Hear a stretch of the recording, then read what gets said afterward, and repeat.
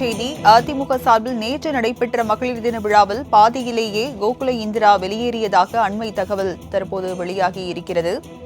EPS பங்கேற்ற மகளிர் தின விழாவில் கோகுல இந்திராவுக்கு உரிய முக்கியத்துவம் அளிக்கப்படவில்லை என்பதால் அவர் பாதியிலேயே வெளியேறியதாக அண்மை தகவல் வெளியாகியிருக்கிறது. விவரங்களை செய்தியாளர் ராஜேஷ் வழங்க கேட்கலாம். ராஜேஷ், கோகுல இந்திரா நேற்று பாதியிலேயே வெளியேறியதாக ஒரு தகவல் வெளியாகி இருக்கிறது. விவரங்கள் என்ன? அதிமுகவில் உட்கட்சி மோதல் என்பது நாளுக்கு நாள் அதிகரித்து வருகிறது. அது வெளிப்படையாகவே தெரிய ஆரம்பித்திருக்கிறது.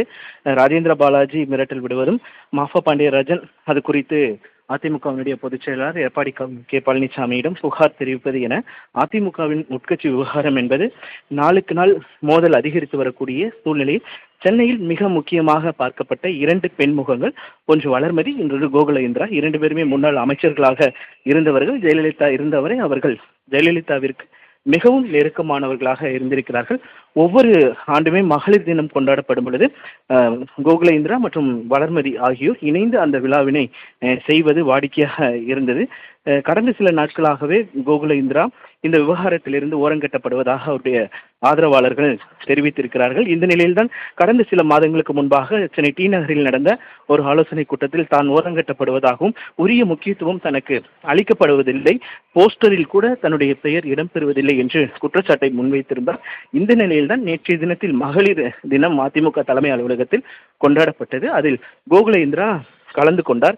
எப்பொழுதுமே மகளிர் தினத்தை பொறுத்த வரைக்குமே அக்கட்சியினுடைய பொதுச் செயலாளராக இருக்கக்கூடிய எடப்பாடி பழனிசாமி வரும்பொழுது வலதுபுறத்தில் வளர்மதியும் இடதுபுறத்தில் கோகுல இந்திராவும் நிற்பது வழக்கம். ஆனால் நேற்றைய தினத்தில் கோகுல இந்திராவிற்கு அந்த இடம் அளிக்கப்படவில்லை என்பதுதான் வருத்தத்துக்குரிய செய்தியாக இருக்கிறது. அது அவர்களுடைய ஆதரவாளர்கள் மத்தியில் மிகப்பெரிய ஒரு வருத்தத்தை ஏற்படுத்தி இருக்கிறது. இந்த நிலையில்தான் கோகுல இந்திரா இடத்திற்கு பதிலாக அந்த இடத்தில் கிருத்திகா முனியசாமி நிற்க வைக்கப்பட்டிருந்தார். ஒவ்வொரு மகளிர் தின அந்த கொண்டாட்டத்தின் போதும் இவர்கள் இணைந்தே அந்த ஏற்பாடுகளை செய்திருந்தார்கள். ஆனால் நேற்றைய தினத்தில் வளர்மதி மட்டுமே இந்த ஏற்பாடுகளை செய்ததாக தெரிகிறது. அதே நேரத்தில் அதிமுக தலைமை அலுவலகம் எதிரே வைக்கக்கூடிய ஒவ்வொரு பேனரிலுமே வளர்மதி படம் மட்டுமே இருந்தது. கோகுல இந்திராவின் படம் மொத்தமாக புறக்கணிக்கப்பட்டிருக்கிறது. ஏற்கனவே இது தொடர்பாக தலைமையிடம் கோகுல இந்திரா புகார் அளித்ததாக நமக்கு தகவல்லாம் கிடைத்திருந்தது. இந்த நிலையில்தான் நேற்றைய தினத்திலும் அவர் ஓரங்கட்டப்பட்டிருக்கிறார், புறக்கணிக்கப்பட்டிருக்கிறார் என்று சொல்லும் பொழுது கையெழுத்து இயக்கம் ஒன்று அதிமுக சார்பாக நேற்று தினத்தில் தொடங்கப்பட்டது.